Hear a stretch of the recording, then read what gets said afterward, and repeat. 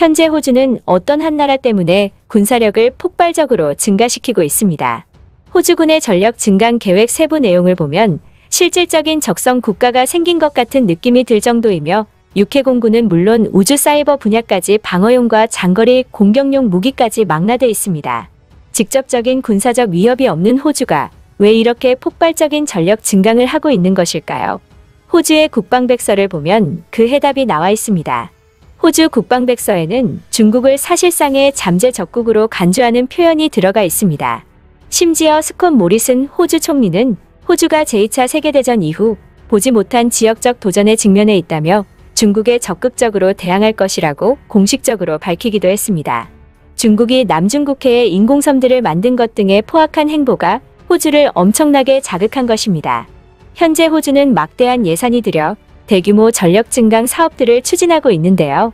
그동안 호주는 대륙이지만 단일 국가만이 존재하기에 군의 규모가 크지 않고 공군과 해군에만 전력을 집중해왔습니다.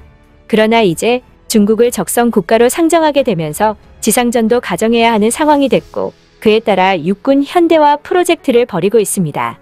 그리고 그 프로젝트의 시작이 바로 한국군과 손을 잡는 것이었습니다. 호주는 최근 K9 국산 자주포 30문과 K10 탄야군반 장갑차 15대를 수입했는데요. 이는 한국 K9 자주포 세계 수출의 7번째 쾌거이며 파이브아이즈 국가로의 첫 무기체계 수출 사례였습니다. 특히 호주 정부는 K9을 현지에서 자주포 생산 납품을 진행하는 방식으로 구매하였고 생산시설을 건립할 예정이라고 밝혔으며 이에 현지에서는 벌써부터 호주의 방위 산업 활성화에 지대한 발전이 있을 거라고 기대하고 있는 중입니다. 호주 복수 군사 커뮤니티에서는 K9을 분석, 엄청난 스펙에 감탄하고 있는데요. 특히 K9의 성능 대비 그야말로 미친 가격에 충격을 먹고 있는 상황입니다. 분석글의 내용을 요약하면 호주는 기어이 세계 최상위급의 성능을 가지고 있는 자주포를 들여왔다. 강력한 화력과 뛰어난 성능, 그리고 지속적인 유지보수가 가능해 세계 여러 곳에 수출되고 있는 K9이다. K9 자주곡사포는 성능 자체만으로도 세계 상위권 수준이고 미국의 팔라딘보다 우위에 있으며 세계 최강의 자주포라고 평가받는 독일의 PZH-2000에 견줄 정도이다. 그러나 PZH-2000에 비해 가격이 상당히 저렴한 편에 속하며 그만큼 가성비가 비상식적일 정도로 우수하다.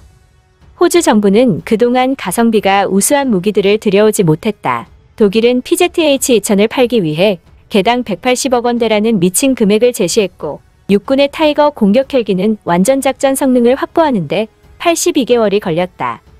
미국의 에이브럼스 전차 개량비는 상상을 초월한다. 하지만 이번에 K9을 OME 방식으로 수입 확정지으면서 호주는 적절한 방위비 분배와 방산 활성화를 시키는 데 성공했다. 게다가 필자는 K9이 세계 최강이라고 평가받는 PZH보다 더 낫다고 생각한다.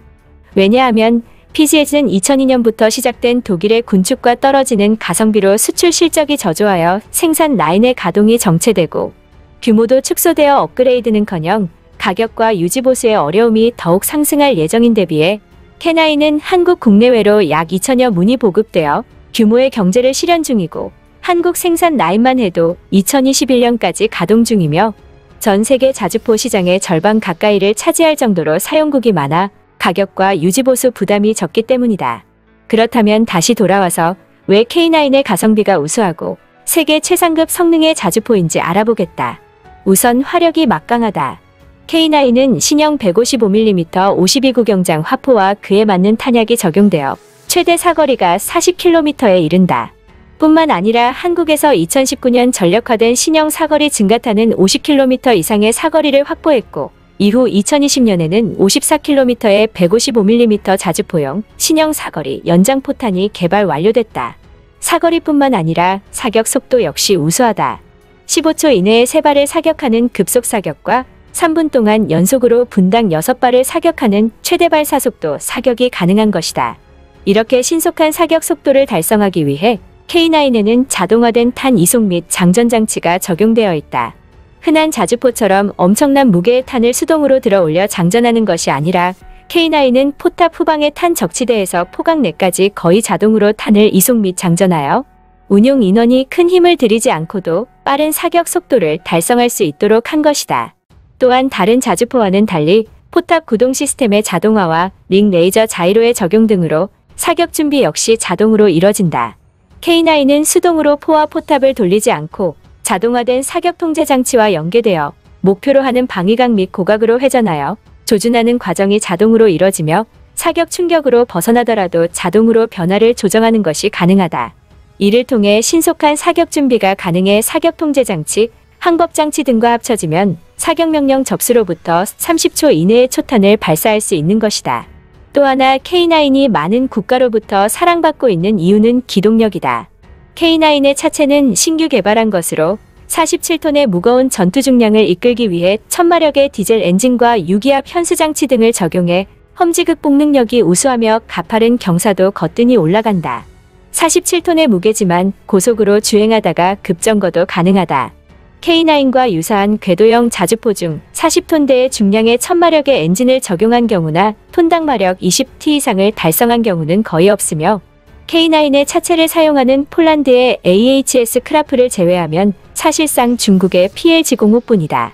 게다가 K9은 또 다른 세계 최상급 자주포인 AS-90을 가진 영국조차도 관심을 가질 정도이다. 영국이 AS-90의 개량을 위해 참고하려는 것인지 자주포 신규 개발 ROC를 검토하기 위한 것인지는 불명이지만 영국 역시 전 세계 모든 군대와 마찬가지로 예산이 빠듯하고 한국군이 대량 생산, 대량 운용을 하고 있어 데이터도 풍부하고 가격도 저렴하며 고성능인 K9 도입에 관심이 있을 수밖에 없는 것이다. 영국과 한국은 동맹국이기에 후속 지원도 확실하다. 개발국이 우방국이라는 것은 이래서 좋은 것이다. 호주의 K9 OEM 방식 수입은 육군 현대화 프로젝트에 위대한 공헌을 할 것이다. 이상 글 내용이었습니다. 현재 K9 자주포는 터키와 폴란드, 인도, 핀란드, 노르웨이 등에 수출돼 세계 자주포 시장의 50%를 점유하고 있는데요. 이번에 영미권 정보 동맹 5아이즈의 일원인 호주의 높은 문턱을 넘어섬으로써 미국과 영국 등 선진 시장으로의 수출도 기대할 수 있게 됐습니다. 최근 한국과 호주는 전략적 동반자 관계를 격상 선언했습니다.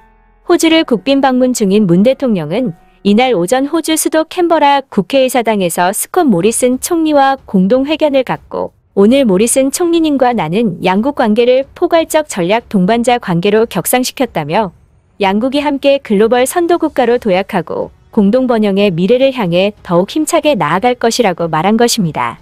문 대통령은 또한 오늘 양국은 협력의 새로운 이정표를 세웠다.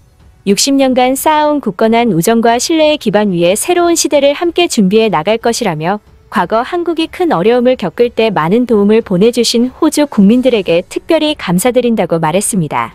그 말대로 두 나라 간 협력은 양국 국민 모두에게 희망찬 새해를 여는 힘이 될 것입니다. 끝까지 시청해주셔서 감사합니다. 가시기 전 구독과 좋아요 부탁드립니다.